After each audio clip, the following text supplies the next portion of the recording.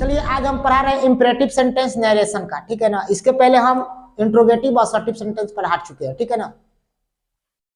तो हेडिंग है imperative sentence in narration. हमारे सेंटेंस 5 होते हैं और 5 सेंटेंस में हम तीसरा सेंटेंस पढ़ रहे हैं इंपरेटिव सेंटेंस नरेशन में। तो चलिए इसको इंपरेटिव सेंटेंस को डायरेक्ट से इनडायरेक्ट कैसे बदलते हैं। डायरेक्ट स्पीच को इनडायरेक्ट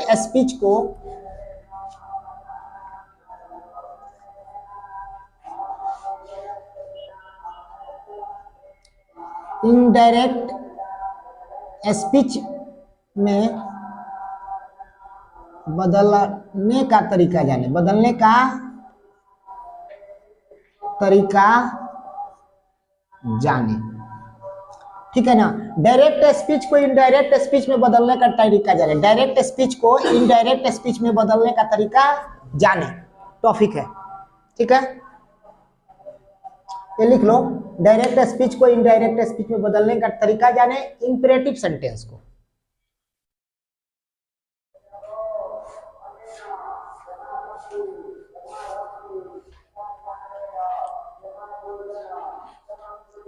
हो गया जी।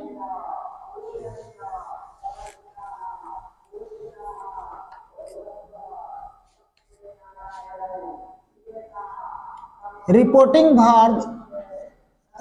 वर्ब जो होता है ना आपका, अगर से में होगा या सैड में होगा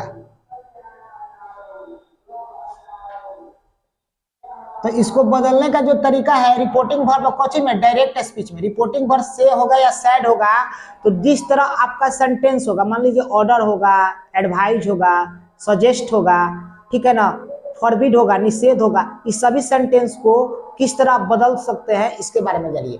तो देखिए से को हम लिखेंगे इनडायरेक्ट रिपोर्टिंग वर्ब में, ऑर्डर लिख सकते हैं, टोल्ड भी लिख सकते हैं जब हमारे पास ऑब्जेक्ट ना हो, एडवाइज भी लिख सकते हैं और आस्केड भी डाल सकते हैं। लेकिन इनका प्रयोग कब करें?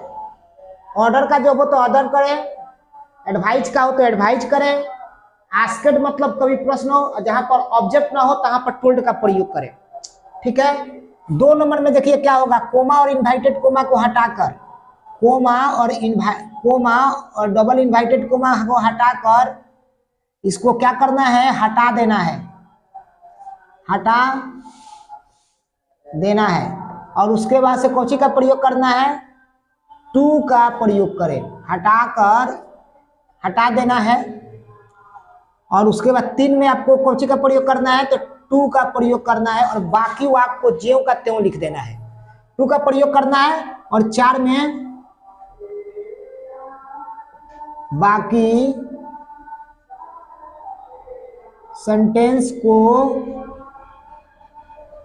ज्यों का त्यों लिख दे, ज्यों का त्यों लिख दे।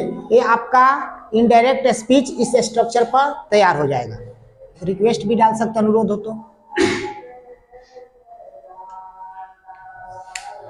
चलिए इसको मिटा दे, बहुत इजी है इंपरेटिव सेंटेंस ना, बहुत इजी है। नरेशन में कोई हार्ड टॉपिक नहीं है। जैसे हम बोलूंगा Ram said to me, Ram said to me bring ए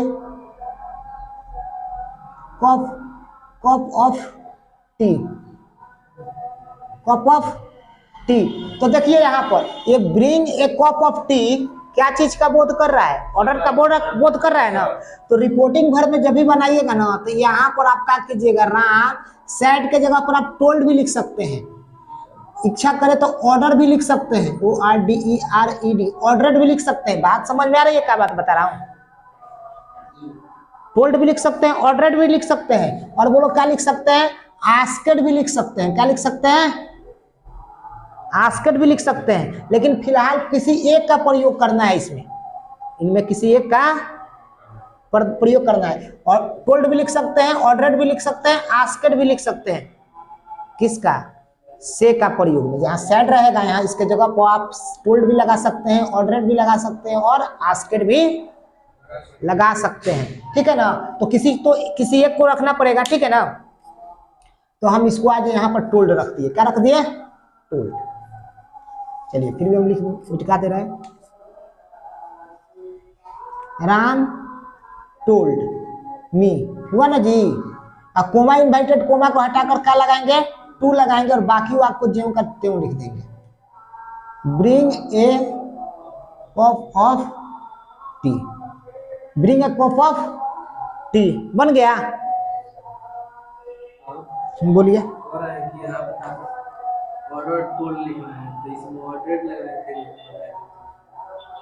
देखिए कहने का मतलब है ना कि हम देखो क्या लिखवाए, हम लिखवाए थे ऑर्डर लिखवाए होंगे, तो ऑर्डर लिखवाए तो उसी का V2 लगेगा। जब यहाँ साइड है तो टोल्ड नहीं लगा तो ऑर्डर नहीं होगा, V2 लगेगा। तो ऑर्डर लिखवा दिए तो V1 फॉर्म में लिखवाएंगे, तो V1 का V2 क्या होगा, ऑर्डर होगा। अब एडवाइज होगा तो एडवाइज का क्या होगा, एडवाइजेड होगा। रिक्वेस्ट का V2 क्या होगा, रिक्वेस्टेड होगा। हाँ इसी तरह बनेगा। हो गया।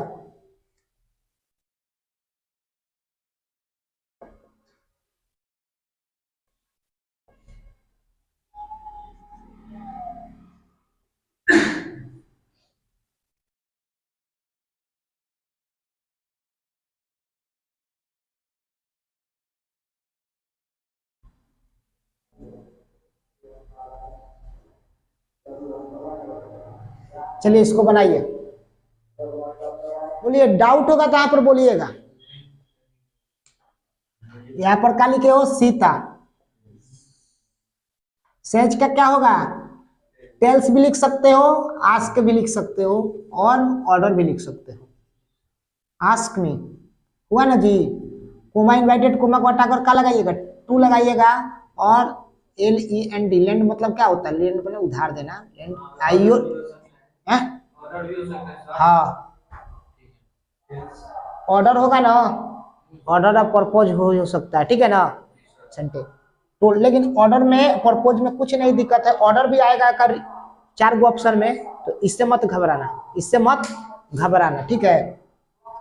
तो ये आस्केड हुआ, उसके बाद से देखिए लैंड हुआ। योर आपका कौन पर्सन है, सेकंड पर्सन, तो माई बुक होगा। कौन बुक होगा, अब मैं देखो मैं बोल दिया हूं कि ज्यों का त्यों लिख दे। अब ज्यों तो का त्यों लिखने का मतलब ये नहीं है कि पर्सन नहीं बदलना है, पर्सन भी बदलना है। और नाउ है तो यहाँ पर प्रेजेंट है तो नाउ का नाउ हो जाएगा, प्रेजेंट है तो नाउ का नाउ हो जाएगा, पहुंचिए तो प्रेजेंट है तो। यहां तक ये बात को याद रखो, प्रेजेंट है तो नाउ का नाउ हो जाएगा। चलिए बन गया, और अगला बना रहा हूं।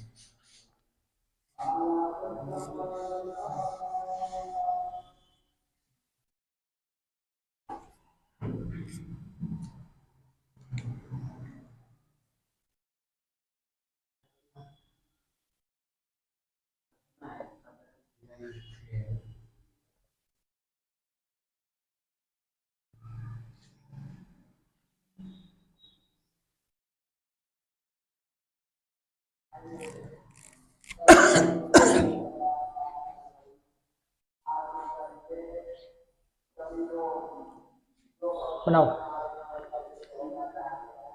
आई लिखोगे, आई हुआ ना जी। तो देखो ये प्लीज है तो रिक्वेस्ट, यानी रिक्वेस्ट सेंटेंस अनुरोध सूचक वाक्य है। तो यहाँ पर आप आस्क भी लिख सकते हैं और रिक्वेस्टेड भी लिख सकते हैं। अब बोलोगे सर ये आस्क लिखने से क्या गलत हो जाएगा, क्या आस्क लिखने से गलत हो जाएगा, आस्क लिखने से गलत नहीं होगा। इसको आस्क के जगह पर क्या लिख सकते हो, आस्क के जगह पर आप रिक्वेस्टेड भी लिख सकते हो, आस्केड भी लिख सकते हो। तो ये पास्ट में है तो यहाँ पर रिक्वेस्टेड होगा, क्या होगा, ये V2 है ना जी, यू हुआ। और देखो इसमें क्या करना है, जब ये रिक्वेस्टेड रख गया तो इसको प्लीज को भी हटाना है। प्लीज को भी कैसे वॉइस बनाता था, तो प्लीज को हटाता था, काइंडली को हटाता था। तो प्लीज और काइंडली को हटाना है और जिसके जगह पर टू का प्रयोग करना है हेल्प।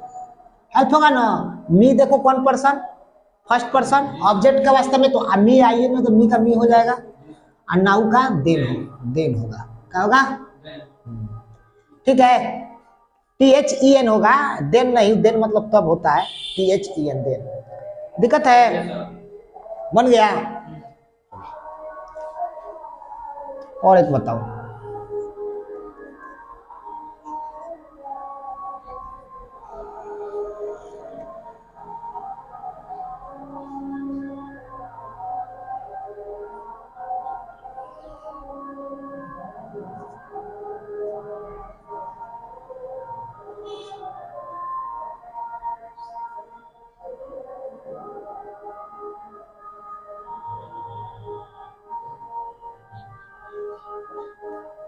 बनाओ। सीता सेड टू गीता, ठीक है ना, डू हेल्प मी। देखिए इसको, सीता हुआ जी ना, ये डू हेल्पेड मी है ना, तो डू इम्फेटिक सेंटेंस है बलदायक में, तो इसको बोलते हैं कि इसका मतलब हुआ है कि कृपया मेरी नहीं, जोर देकर मेरी मेरी मदद किया जाए, मेरी मदद किया जाए, इम्फेटिक। तो यहाँ पर आप आस्क्ड भी लगा सकते हैं, रिक्वेस्ट भी लगा सकते हैं, ठीक है ना। हम यहाँ पर चाहे टोल्ड भी लगा सकते हो, तो हम यहाँ पर आस्क्ड का प्रयोग किए। क्या चीज, आस्क्ड लिखे, आस्क्ड लिखे ना, और गीता लिखे, क्या लिखे, टू का टू लिखे, और उसके बाद तो डू लिखे, हेल्प, और मी है तो हर, सही है। छोटा सा एक रूल है, इंपरेटिव का निगेटिव सेंटेंस।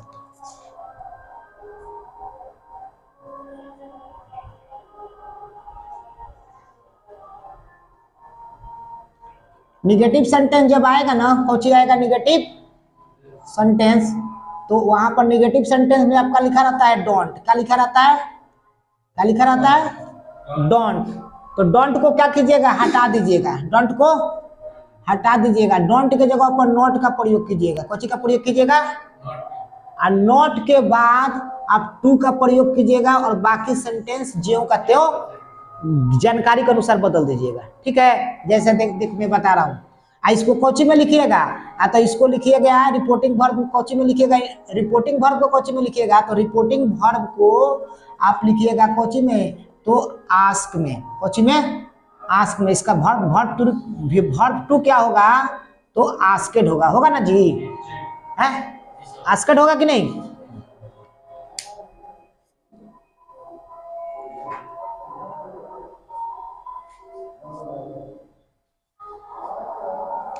जैसे हम सेंटेंस बता दे रहा हूं, इसके बाद तुम लोग लिख लेना। जैसे हम बोल दिया, देखो, राम सेड टू मी, हुआ ना जी, I don't disturb me, turn me, Ram said to me don't disturb me, हुआ ना जी। तो देखिए इसको है बच्चा, देखो इसको ध्यान केंद्रित करो। तो राम हुआ, और सेड के क्या कीजिएगा, आस्केड में बदलिए, लिखे ना आस्केड में, और टू को हटाकर मी लिखिएगा। और क्या करना है, डोंट को हटा देना है, और नॉट लिख देना है, और नॉट के बाद टू लगाना है, और बाकी वाक्य ज्यों का त्यों बोल दिए, तो क्या होगा, डिस्टर्ब। और मी को बोले कि सर जी ज्यों का त्यों लिख दीजिए, तो मत सोचिए कि ज्यों का त्यों लिखे, इसको तो पर्सन तो है ना, पर्सन वो तो बदलना पड़ेगा, तो मी के अनुसार, राम के अनुसार तो हिम होगा, ठीक है। कोई दिक्कत है, हो गया जी। है इसको बाबू दो तरीका से इसको भी बताया जाएगा, बोलोगे तो दूसरा भी तरीका बता देंगे, बता दें। इसको थोड़ा उतार दो,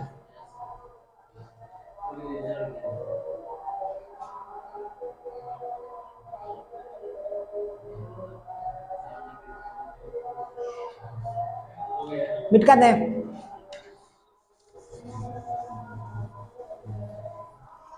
देखिए दूसरा तरीका क्या है, रिपोर्टिंग वर्ब में ना क्या कीजिएगा, रिपोर्टिंग वर्ब में से को या सेड हो, जो भी हो आपका जानकारी के अनुसार होता है ना जी, तो से को क्या कीजिएगा, फॉर बाइट, और सेड को क्या कीजिएगा, फॉर बेड में बदल दीजिएगा। कौन में बदल दीजिएगा, फॉर बेड में। और बाकी सेंटेंस के ना नॉट को, इसको क्या करना है, नॉट को, ये डोंट को हटा देना है। कौन को हटा देना है, डोंट को हटा देना है, डोंट को क्या करना है, हटा देना है। और कोमा इन्वाइटेड कोमा को भी हटाकर कौची का प्रयोग कर देना है, टू का प्रयोग कर कर बाकी वाक्य ज्यों का त्यों लिख देना है पहले के जैसे।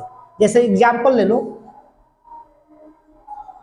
You said to him, don't drink wine, शराब मत पियो, हुआ ना जी। तो देखो ये दो तरीका से बनेगा। अभी जो रूल बता रहा हूं इस पर देखिए, यू का यू लिखिएगा, सैड का क्या बताया, तो पास्ट में है तो फॉरवर्ड होगा,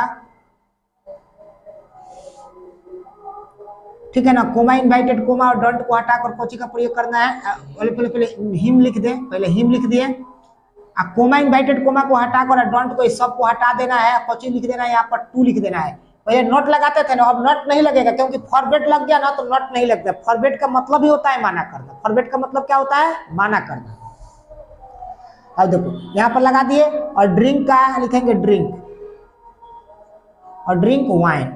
और इसको दूसरा पहले का तरीका से अगर बना दे, पहला तरीका से जिस तरीका से हम पहले बनाए थे, तो वहां पर क्या था, you asked him, asked him, और उसके बाद से लिखेंगे, उसके लिखेंगे नॉट, क्या लिखेंगे, not to drink wine, drink wine. तो दोनों तरीका से बोलेगा। ध्यान पर क्या रखना है, सबसे ध्यान पर वाली बात क्या है कि जबकि तुमको याद रहो कि फॉरबिड हो, कोची हो, फॉरबिड हो, तो यहाँ पर डोंट का प्रयोग, आपको नॉट का प्रयोग नहीं करना है, नॉट का प्रयोग नहीं करना है, नॉट का प्रयोग नहीं करना है। कोई दिक्कत है, चलिए यहाँ ये सब बात याद रखना, नॉट का प्रयोग नहीं करना है, बन जाएगा ना जी।